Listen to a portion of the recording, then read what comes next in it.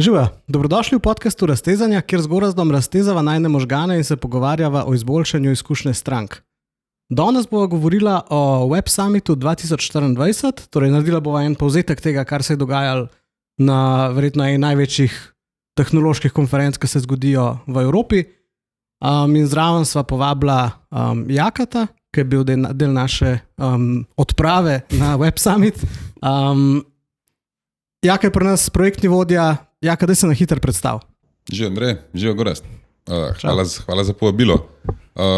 Jaz sem pri Frodexu projektni vodja, teče mi 3. leto in tukaj skrbim, da projekti čim bolj plujejo po mirnih vodah.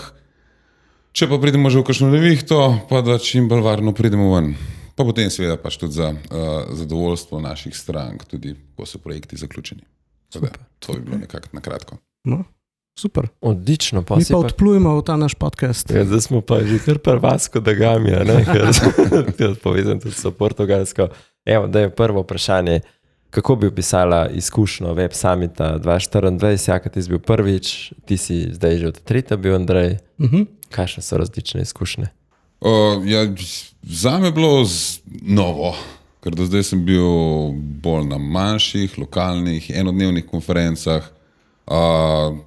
Prvi sem bil res na eni taki veliki zadevi in je bilo v bistvu ogromna izbira, mogoče kar malo prevelika, no bi lahko tudi rekel. Sicer pa mogoče prevelika, ravno ne, ampak res je ogromno vsega. 17 različnih trackov, showcase-i, okrogle mize, tako da res je bilo tega veliko in mogoče samo kar malo izzive se odločiti, kaj bi šel poslušati, no? Ker je dejansko, ko greš čez sam program, je tako zelo veliko zanimivih stvari, vse bi si želel slišati, videti, kaj je zapovedati, tako da, samo kar malo v bistvu pač izzive si sam sestaviti ta moj urnik, po drugi strani pa tudi, ko priješ ta prvi dan tja, na vhod, ko vidiš to maso ljudi, rečeš pa kdaj, koliko časa bomo to sploh rabili, da bomo noter prišli, ampak ko se enkrat to odpre, stvari izlaufa in vidiš, koliko je to tudi vse zorganiziran. Tako da, prva izkušnja zelo, zelo v redu. 70,000 ljudi, no, za poslušalce pa gledalce, mislim, da malo več, 71 jih je bilo. Kakšna je ta izkušnja, Andrej? A mogoče začetek sam povzajemo, kaj je Web Summit za vse tiste, ki ne vejo? Za tiste, ki še ne vejo. No, Web Summit, zdaj kar mogoče povzem skozi to, kaj je bilo letos, mi je samo ena stvar zanimiva, da vem, da je bilo veliko AI-ja, ne, Jaka je pa rekel, da je problem več ta urnik zorganizirati, a tam pa nisem mogel dodati enega četa, to me zanima, da je mi prilagod urnik. Naredili so nek recommendation, ampak kakor so oni sicer drugače ful trudijo z njihovim appom, tudi nekaj sem bral o tem, kako ga testirajo najprej na manjših eventih, da ga pol skalajo na tak event 70,000 ljudi. Zaenkrat še nima zares integriranega AI-ja. Je pa res, AI je bil na vsakem koraku, kar po eni strani logično, po drugi strani pa vsaj meni veliko bolj zanimiv kot 2 leti nazaj, ko je bil kripto pa blockchain na vsakem koraku, pač zame veliko bolj aplikativno.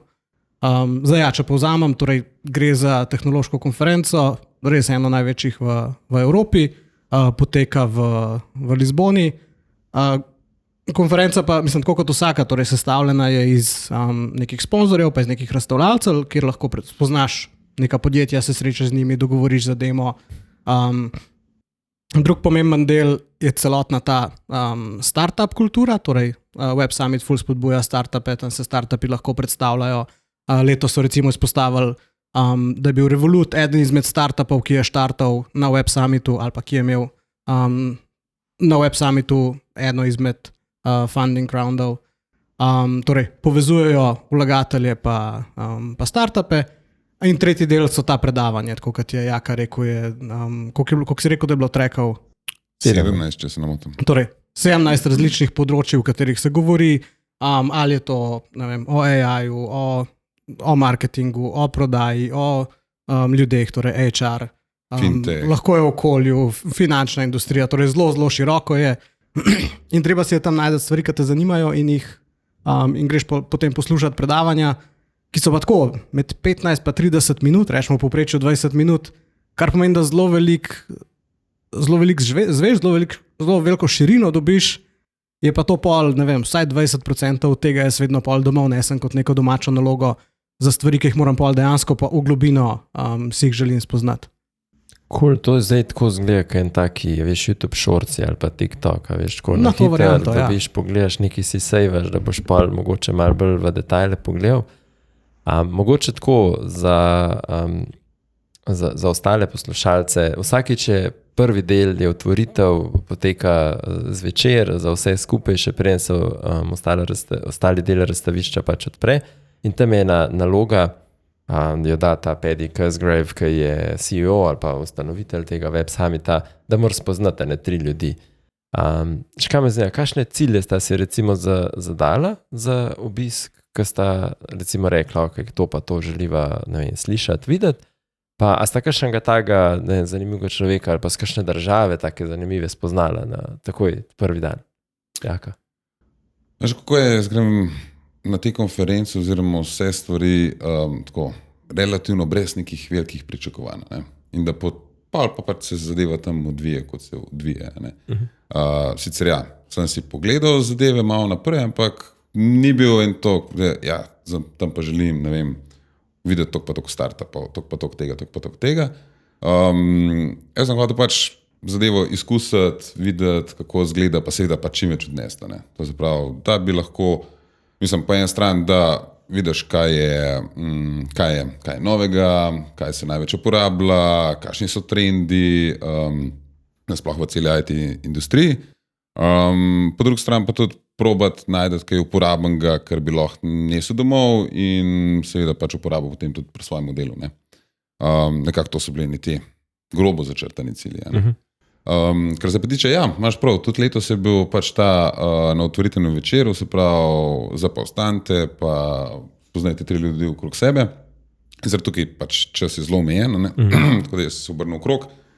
In sem tam 2 predstavnika iz enega startupa iz San Salvadorja, rekel, ja, živa, vidi, da ste iz tega, oba dva skupaj, ok, kaj delate, ja, in tako zelo zanimivo, v bistvu v urnih 3 minutah sem spoznal te dva človeka, v bistvu delajo pa app za kmetovalce. To se pravi, kako pač tam v tem appu se zelo na hitro sta imela, pač ko je tem pičane, kaj vse mogoče, kaj vse delate, tako da, ja, ampak pa tiste 3 minute je bilo že mimo, tako da za tretjega mi je zmanjkalo časa. No. Dobar, ampak to je bilo takrat pač v tistih 3 minutah. Ne. Super. Ja, ti Andrej. No, zanimivost, torej to, ko sem spoznal 3 ljudi. Jaz sem spoznal enega, ki je sicer iz Ukrajine, ampak živi pa dela na Portugalskem in živel je 40 minut stran iz Lizbone. Kar je hecen, da pač med 70,000 ljudmi najdeš nekoga, ki je praktično lokalc. Mislim, je pa logično, ker Lizbona drugače tudi ful spodbuja, torej ta postaja tehnološko mesto ali pa eden izmed evropskih tehnoloških hubov, jasno spet iz startupov, ne. Ja, imajo takega župana, ki je zelo prodoren. Mislim, da so bili mesto za najbolj inovativno mesto 2024, zdaj pa mislim, da Torino 2025 ali nekaj takega. Ja. Nekaj tako. No. Ja, se moram reči, v bistvu ta njihov župan je tak, lahko bi rekel, zelo karizmatičen in zelo dobro nastop je bil, no? V primerjavi pol za premijerjem, ki je tudi za njemu pač prišel na tej otvoritveni večer, ampak ja, je zelo tak karizmatičen in koliko je v bistvu, koliko je za pač Lizbona odprta za startup in kaj želijo narediti in koliko časa v bistvu že delajo na to. Tako da je tudi pustil en določen vtis, no. Medtem ko potem premier je sicer začel v angleščini, zelo taki angleščina, ne, in potem je rekel, ok, zdaj bom pa nadaljeval v portugalščini, pa boste videli zakaj, ne. In potem pač on imel govor, ne, in se pol pod spoti bilo simultano prevajanje s pomočjo AI-ja, seveda, ne. Ok. Tako da. Ja, no, zdaj sta že neki ta AI, umetna inteligenca, vse to omenjala. Kaj pa so neki novi trendi, ki so najbolj izstopali na tekom Web Summita? Kjer stvari bi rekla? Jaz bi recimo spet še malo primerjavo potegnem s prejšnjim letom, ki je bilo tudi že jasno velike jaja. Se mi zdi, da je bila ta pogovor, pa rešitve, pa sama debata okrog AI je bila na čist drugem nivoju kot lansko leto. Torej lansko leto je bilo vse še precej bolj basic, tudi startupi, ki se svojih midva skupaj spremljala, so jih kar nekaj šla pogledati. So bili zelo veliko tega, je bilo pač nek podaljšek OpenAI API ali pa Anthropic API, torej res tako stvari pač, ki so primerne, ki so lahko razvite v nekje pol leta od tega booma. Letos je bilo to ful na višjem nivoju. In okrogle mize so se pač na drugačen način ukvarjale z varnostjo okrog umetne inteligence, z AGI-jem. Ne vem, ven so prišli torej te small language models, ki spet predstavljajo nek nov breakthrough. Tle bil primer je bil ta recimo Llama 1B, torej model z milijardo parametrov, letošnji je po performancah skoraj toliko dober kot lanski 10B, torej 10-krat večji model. In za te small language modeli, kar prinašajo spet nek nov aspekt, torej lahko tečejo na napravi in so posledično ful hitrejši, kar pomeni, da omogočajo, torej en izmed trendov, ki so jih na Web Summitu napovedovali, je bila robotika, torej v smislu, ljudje smo že zelo dobri v razvoju robotov, torej kar se tiče neke mehanizacije motorjev, ki so potrebni struktur, ampak robotom pa manjka ta umetna inteligenca, da bi se lahko sproti odločali in sproti ugotavljali, kako se prilagoditi na neko situacijo. Na drugi strani tudi te startupi, ki so imeli torej neke rešitve, so bile jasno, in so bili tudi bolj dodelani reperji okrog OpenAI API-ja, ampak tudi rešitve predvsej bolj dodelane, torej ali neki konkretni agenti, ki naredijo več kot samo nek tekst generirajo, ampak so neki koraki, ki jih naredijo. Ali pa torej cele rešitve, ki pomagajo tebi kot uporabniku aplikacije. No? Tako da se mi zdi, da to je nekak smer. Vidimo, da se AI še vedno ful hitro razvija. Nismo še dosegali definitivno nekega plafona. Tako da to. Smo na začetku te krivulje, verjetno. A bi ti tudi rekel, da je ta AI ti zaznamoval večino, ali mogoče, ne vem, so še kakšni drugi toki bili, keynote, govorci, ki bi rekel, ok, to je bilo ne 80%, ampak te aspekti so bili pa tudi taki zanimivi. Ja, jaz sem bil kar na parih predavanjih prav na tem marketing tracku, sicer ja, kot je Andrej rekel, se zdi, da res probejo danes vsi ta AI res vključiti nekako na drugačen način v svoj produkt, malo kad izgleda, da pa če pa nimaš tega, pa če ne govoriš o temu, da nisi relevanten, ampak ja, mogoče bi izpostavil, koliko sem že začel na temu na marketing tracku, bi mogoče izpostavil dva primera, sicer eden je seveda pač povedan tudi z AI-jem, so bili v bistvu predstavniki, to bom malo plonkac uporabil, se pravi, naslov je bil The Brand Book of Generative AI in sta bila predstavnika od The Brand Tech Group od Rekita.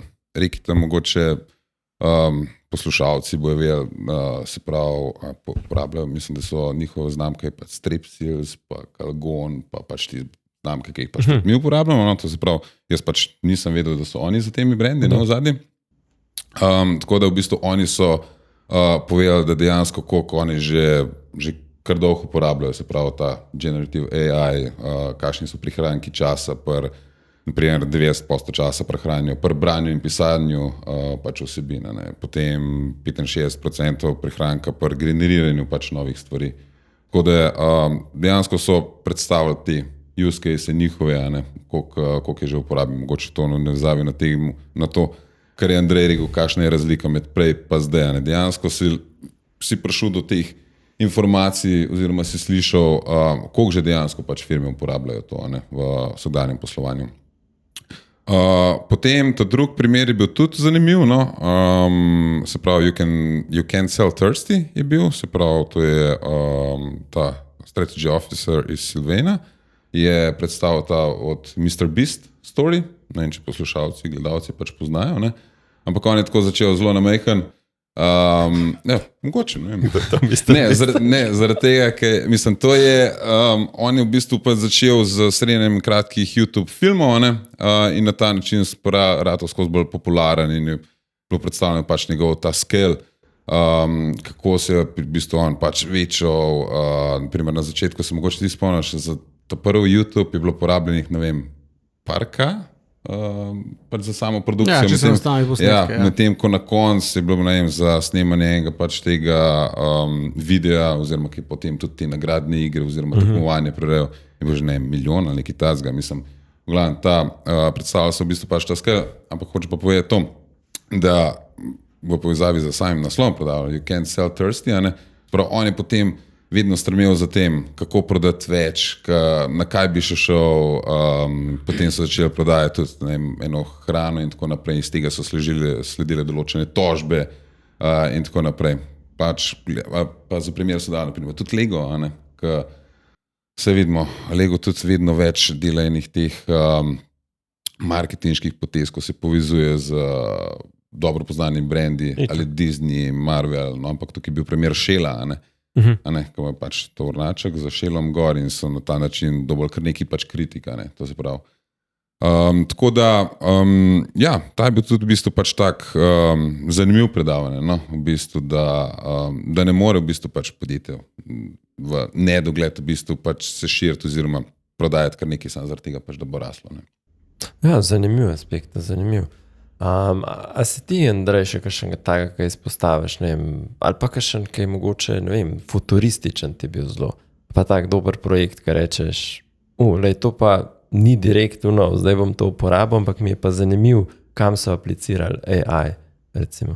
Ne vem, če imam kakšnega tazga v mislih, ampak tako, da so nakazali, kam gremo, torej, kaj so neki naslednji koraki. Eno je bil neki keynote od Qualcomma, torej to so te, ki delajo Snapdragon procesorje, ki jih ima večina Android telefonov, ta novi Windows laptopi, te, ki jih, torej te Windows AI laptopi oziroma Copilot laptopi.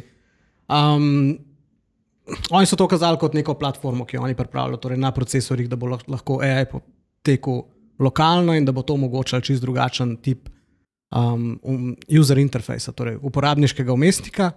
To je njihova vizija, kjer bo celoten ali pa kjer bo ful več uporabniškega vmesnika potekel skozi nek pogovor. A je to zdaj skozi tekst ali skozi voice, niti ni to zelo pomembno, ker vemo, da AI-ju gre oboje precej dobro. Ampak torej njihova premisa je, računalnik zdaj končno razume človeka, jezik človeka in lahko se zaradi tega na drugačen način dostopamo do funkcionalnosti. Primerček, ki so ga dali, torej danes aplikacija za mobilno banko, vemo, pokaže ti trenutno stanje, klikneš, vidiš zadnje transakcije, lahko izvedeš plačilo in tako naprej. Pa so dali pa oni primere kot, aplikacija mobilna banka prihodnosti, ne bo samo torej, aplikacija, ampak bo pointegrirana horizontalno tudi čez neke druge izkušnje. Torej, začel boš tako, da boš rekel telefonu, kaj pa so zadnje moje 3 transakcije, pa jih bo prikazal iz mobilne banke. Ampak potem boš lahko tudi v neki drugi aplikaciji delal, ali pa boš brskal na spletni strani, v spletni trgovini, gledal boš, koliko neki izdelek stane in boš vprašal banko, koliko imam pa jaz na računu. Ali pa, imam dosti na računu, da si to kupam, spet boš dobil povratno informacijo od spletne banke, mobilne banke, da ja, in potem boš rekel, potrjujem nakup, pa bo lahko kar bančna aplikacija direktno se zmenila spletno trgovino. Take in podobne, kar zdaj jaz še vedno verjamem, da AI bo omogočil še kaj več kot samo to, da se bomo ljudje pogovarjali z našimi aplikacijami, ampak to je pač nek ta, kako Qualcomm vidi prihodnost. Na podoben način je tudi Microsoftov keynote bil, kjer so razlagali te industrijske revolucije, da za vse industrijske revolucije bo potrebno pa tudi neke platforme zgraditi. Torej primer je bila druga industrijska revolucija z elektriko, kjer bo treba potem narediti elektrarne, da je elektrika prišla do domov ljudi in tega. Zdaj Microsoft se je pol postavil, ali pa je rekel, da je 4. industrijska revolucija je pa AI in da bojo oni pač pripravljali to platformo, kako bo kdorkoli lahko razvijal in poganjal AI. Drugač pa en tak kreativen primer je imela ena agencija, pa se ne spomnim zdaj imena, ampak oni so rekli, torej neka sodobne aplikacije morajo iti iz D2C torej iz Direct to Customer v Dialog to Customer, pa iz, iz Omnichannel v Omnimodal, torej kjer se ti nisi sam na vseh kanalih, ampak se prilagajaš glede na mode ali pa na trenuten počutje in način, v katerem je nek uporabnik, pa iz nekih experienceov, ki jih diktira brand, v take, ki jih v bistvu na eni strani usmerja brand, ampak na drugi strani jih diktira uporabnik. Ne? Torej, še več personalizacije. In primerček, ki ga je dala, ki je bil super zrežiran, vprašanje pa, koliko je daleč, se mislim, da sva ga tisti skupaj gledala, jaka, torej ta nek app za Nike, Nike Fitness, kjer je bil primer, torej ta predstavnica iz agencije se ukvarja s tenisom in najprej tam v appu gleda neke reelse iz TikToka o tenisu, pa določene lajka, v naslednjem koraku si izbere, da želi malo bolj resno se lotiti svoje igre tenisa in si izbere nekega trenerja. Med trenerji, ki je lahko zbirala, so v bistvu te znane osebnosti trenerjev, kjer torej spet nek primer, kako lahko prineseš celebritije, pa jih skozi AI preoblikuješ tako, da so personalizirane. In ona se je potem zbrala, si spomniš, koga? McEnroe je bil najprej John McEnroe. Torej, si ga je zbrala za trenerja in pol je oni komentiral, da zdaj tam je lajkala nek video, da ta zga zamaha sicer nikoli ne bo imela, ampak da morata pa začeti kopati kopa in pripravil nek program.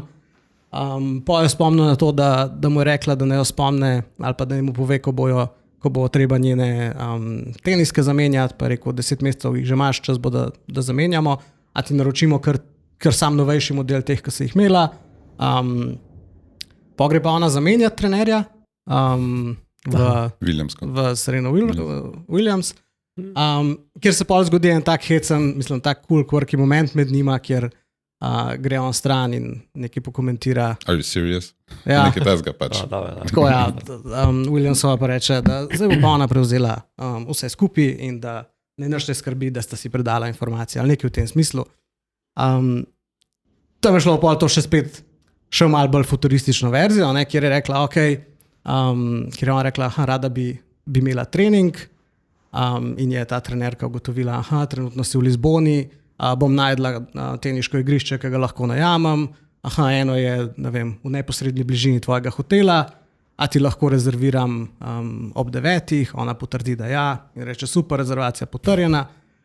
Te bom pa še dan prej spomnila, da moraš še dovolj zgodaj spati, zaradi tega, ker moraš biti naspana za trening, pa vožnja s taksijem bo trajala 10 minut, ko da sem ti pripravila še neko playlisto, da se lahko umiriš pred samim treningom. Torej, tak zanimiv use case, ful širine, ful neke... Pa še čevlje izamenjala, ne? Igrišče bo druga podlaga, zdaj tega trenutno čevlje, ki jih imaš v basketu, niso primerni za to igrišče, a ti jih zamenjam. To je bilo še v bistvu. To, ja. Pa še neke obleke sta zbirale, kjer je spet bila neka simulacija, kako bo ta obleka izgledala na njej. Ampak tako zanimivo je bilo iz stališča, da zdaj vsem gradimo neke AI rešitve znotraj enega procesa, torej ali je to nek proces za podporo uporabnikom, proces v marketingu, ne vem, generiramo jedilnike, recepte, take stvari. Ta je pa pokazal to v bistvu širino, torej če ima AI več informacij, tako kot takrat, ko so govorila o Apple Intelligence-u, kjer naj bi gradil tvoj profil in se zavedel, kdo si ti, zavedel se tvojih urnikov, lahko v bistvu če rečemo trener za šport, kjer vemo, da ni pač pomembno samo to, da ti greš trenirati, ampak je pomembno, kaj počneš prej, kaj počneš pol, kaj ješ, kako se počutiš, da si naspan, lahko dejansko nek tak lifestyle trener iz tega nastane. Ja, zanimiv. Se mi zdi, da sta malo, o trendih povedala, pa sta pa že kar malo na ta del, mogoče, kar bi tudi mi lahko uporabljali v praksi, ali pa recimo bo vplivala neko uporabniško izkušnjo v nekaj v zelo kratkem časovnem roku, nekaj pa v srednjeročnem. A so še kakšni taki, ne vem, use case, ki ste jih videla, kar reč, to v naslednjem letu bo pa verjetno iz tega kaj več aplikativnega, oziroma to bomo pa mogoče tudi mi uporabljali pri svojem delu ali pa bodo naročniki uporabljali, tako recimo en added value za te, ki nas poslušajo. Ja, res sem poslušal eno tako predavanje oziroma predstavitev in sicer kako kreirati customer journey za uporabo prompta. Se pravi, oni so imeli, mislim, da je ameriška firma, pač ima to v bistvu že integriran v svoj solution in dejansko je on tam spisal prompt, da mi naredi customer journey, tok pa tok, ki bo vseboval tok pa tok mailov, tok pa tok časa počakaj, naredi to pa to, skratka, spisal je tekst, kako naj bi customer journey izgledal, in je bil customer journey gor. Se pravi, s contentom. Za content, Flowom.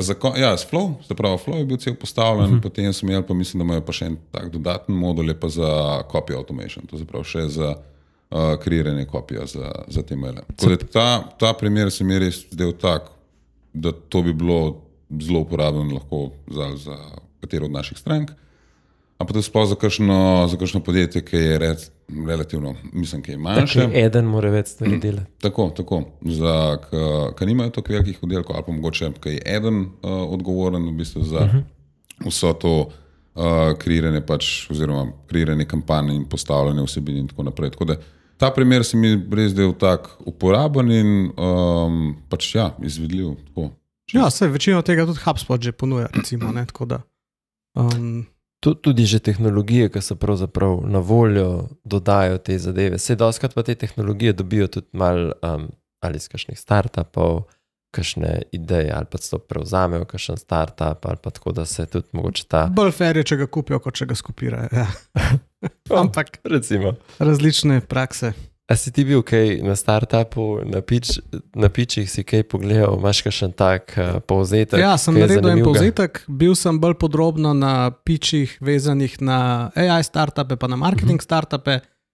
Majčkam sem še enih drugih slišal vezanih na fintech, ampak tle res, torej, približno malo manj kot 1 uro trajajo, vsak startup ima 3 minute za predstavitev, kar pomeni, da je zelo veliko tega, je pa tudi zelo veliko še nedodelanih stvari. No. Ampak kaj smo par primerčkov, ki skažejo nekaj na to, kaj bo v prihodnosti, kaj od tega bo sigurno zraslo. Ne.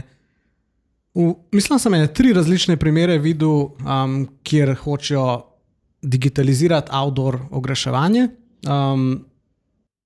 Torej, en primerček so bili eni dostavni robotki, ki dostavljajo hrano, ki že delujejo v Ameriki na kampusih. Torej, ena možnost je, da na njih daš nek ekran. Drug primer je bil, kjer so dali LCD ekran na nahrbtnike dostavljalcev na kolesih, torej na Volt nahrbtnik ali pa na te dostavljalce Express za pošto. Kjer je zdaj na eni strani ekran, ki prikazuje oglase, kar ni nič novega.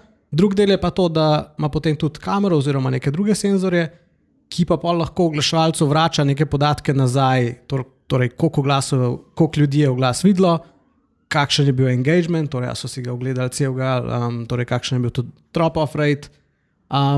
Pol next level stvari, ki jih obljubljajo, pa so zanimive, pa mogoče malo bolj scary postanejo, pa pol personalizacija teh oglasov, torej glede na to, kdo ga gleda, AI naj bi potem prepoznal, kdo gleda ta oglas, torej ne vem, spol, starost, etničnost, take stvari, in na podlagi tega prikazal primeren oglas. Še next level je pa potem retargeting teh oglasov. Torej, če si predstavljaš, da so vsi te dostavljalci vključeni v isto oglaševalsko mrežo, se lahko meni za nalašč ta oglas ponavlja, ali pa se mi ne ponavlja, ker se ne odzivam več na njega. Torej, povezano z nekim face recognitionom, kar pa vsaj v Evropi verjamem, da ne bo prav hitro na voljo, no, ker smo vseeno malo bolj zavedni glede zasebnosti. Drži. Ok, pa imam pa še par mogoče teh takih na hitrejših, lahko jih dam tudi zapiske, če bi si jih kdo še bolj podrobneje pogledal. Eno podjetje je bilo Xavier AI, ki njihova ideja je, da generirajo personalizirane prodajne prezentacije. Torej, da prodajne prezentacije niso več narejene iz templatov, ampak da so prilagojene glede na podjetje, ki mu ga pošiljaš, lahko pa celo na prejemnika, komu pošiljaš. Potem je bil Epiphany, ki mi je bil zanimiv. Torej, oni ponujajo anketiranje ali pa merjenje customer satisfaction in podobnih stvari, ampak ne na način oceni od 1 do 10, ampak imajo nekega AI agenta, ki proba dobiti pravi feedback. Torej, ne reče, kako si se imel v tem in tem hotelu oceni z 1 do 10, ampak samo vpraša, kako si se imel v hotelu in ti mu odgovoriš, on pa to pretvori v oceno, tudi zna ugotoviti, katera pod vprašanje še vpraša, da prepozna zadovoljstvo ali pa nezadovoljstvo. Pol je bil en zanimiv pitch, ki se sliši dobro, ne vem, kako dobro funkcionira, ampak Viv, torej dober pitch je bil to, no, ker eni pitchi so tudi res poprečni ali pa res slabi. Lani, ko sva bila na enem, če se spomniš, je prišel gor in je vdihnil I can do this in je šel dol iz odra. Torej, se je, tam je veliko nahajpano je to, trema je, a ne. Pa še en je bil, ki je tudi kar nekaj govoril in po mojem po 40 sekundah ugotovil, da ne ve, kaj govori in rekel, izgubil sem toliko misli, hvala lepa. Kar je pa ful dobro, ker publika je tam res supportive in potem vsi ploskajo in spodbujajo vse te ljudi. No, ampak ta je bil ful dober pitch, torej en startup Viv, ki pravijo, Meta ti nikoli ne bo rekla, da 10,000 evrov ta mesec preusmeri v TikTok. Jasno, ker pač ne bojo usmerjali drugam. Ampak niti ti ne bojo rekli, da se približuješ saturaciji trga s tem in tem, s to in to kampanjo in lahko zmanjšaš budžet za, ne vem, 1,000-2,000 evrov. Torej, cilj tega AI-ja je, ali pa tega startupa je, da analizirajo vse, kar se dogaja na vseh tvojih oglaševalskih kanalih, skupaj z rezultati, ki jih dosegaš in ti probajo prerasporejati ali pa svetovati glede tega, kam vlagati budžet. Evo še dva hitra imam. En je bil Spy Skytech, oni delajo varnostne kamere. Torej njihova premisa je, kamere so povsod, ampak v bistvu služijo samo logu, da se je nekaj zgodil, če nimaš ravno varnostnika zaposlenega, ki jih tudi gleda. Torej ti lahko sam pogledaš, da se je zgodil vlom.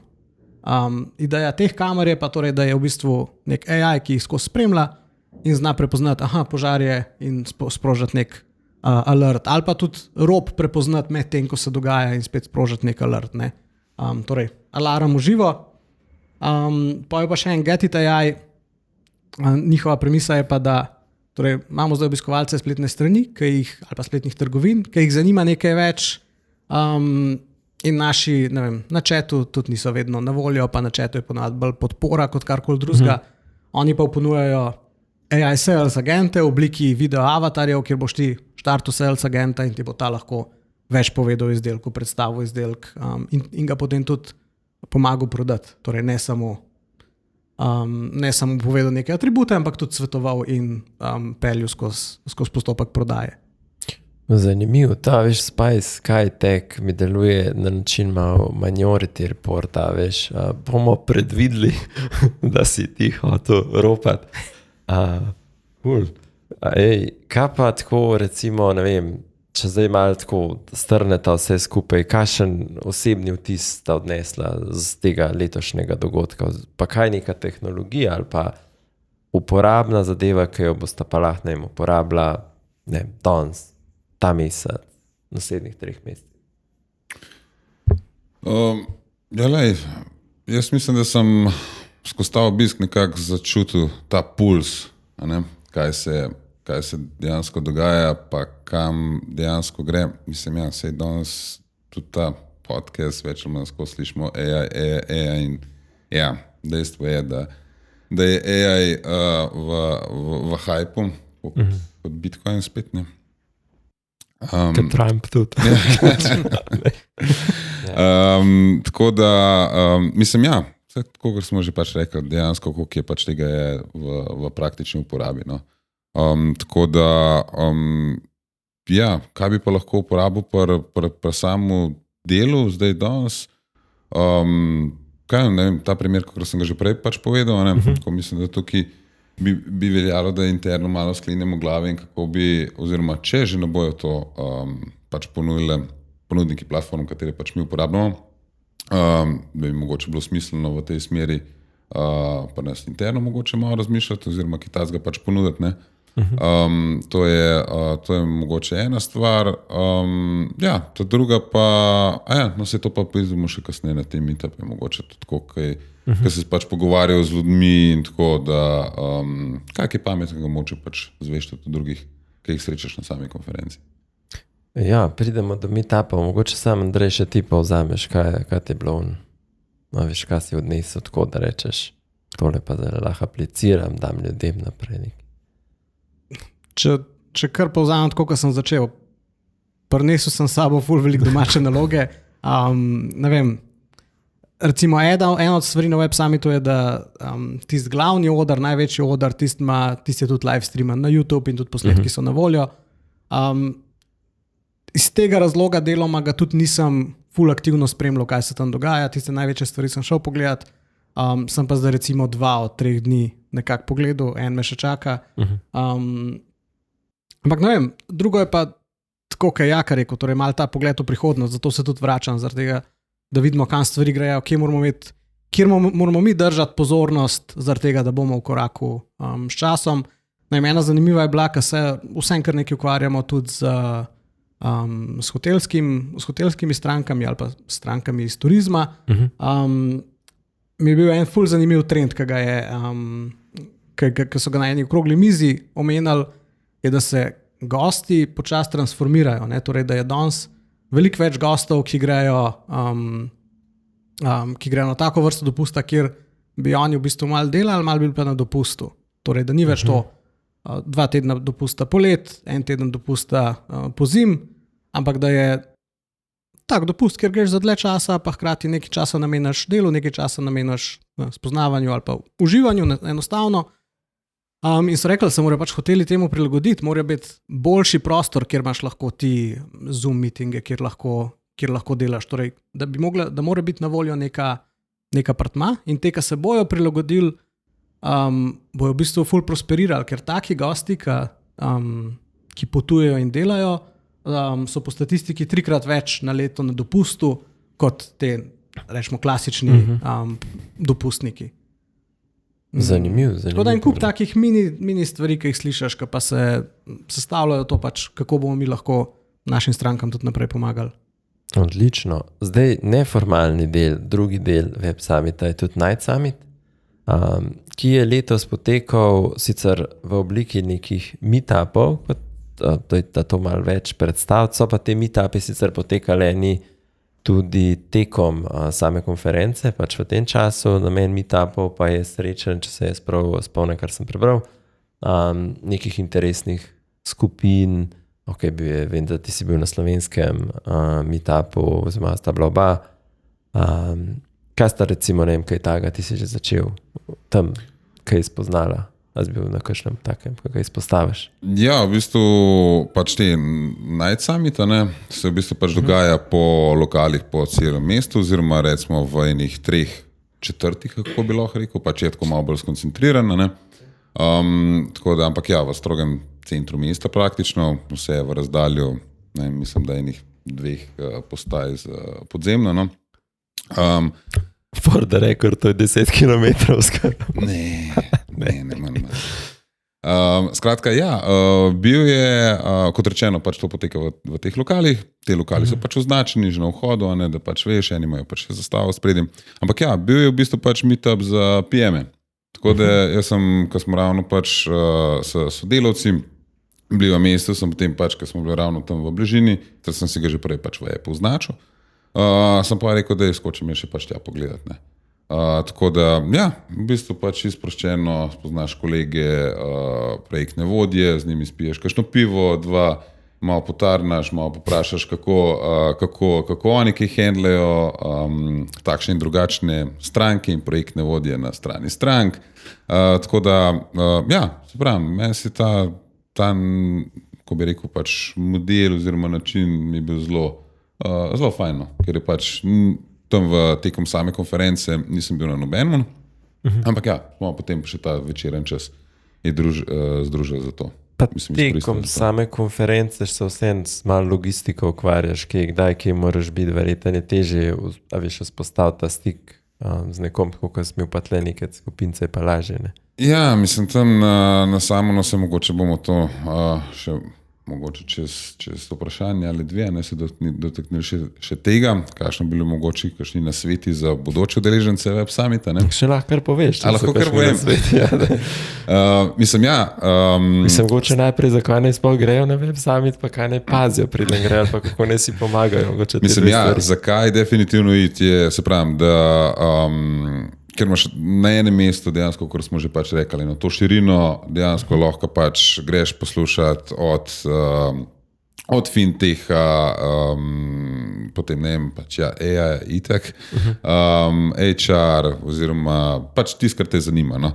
Tako da to je, ampak po drugi strani, ker pa še zmeraj toliko veliko vsega tega, Si pa zelo dobro, Andrej nas je prijazno opozoril sodelavce, preden smo šli, da ne si pogledamo, kako daleč eno drugega so pač ta predavanja, to se pravi na katerem paviljonu oziroma na katerem pa stageu so. Seveda mi tega nismo tako upoštevali, saj jaz osebno ne, oziroma ne ta prav čas. In potem zaradi tega, ker tam greš čez ta seznam teh predavanj, pač tam označuješ, kaj bi rad poslušal, potem pač odpreš si svoj koledar in vidiš, da se ti pač ene se ti prekrivajo, pa greš se malo bolj poglobiti v posamezno predavanje in potem nekako, da imaš pokrite pač slote, na kar potem ugotoviš, da imaš ti predavanje na 5. paviljonu, naslednjega, ki si ga pa dal noter, pa na 1. ali pa na central stageu. In med vsemi temi ljudmi, ki so, pridati iz ene strani na drugo je to pač 5-10-15 minut lahko to traja. Tako da posledično eno predavanje zaključaš in ti prideš potem na naslednjega z 10-15 minut na zamudo.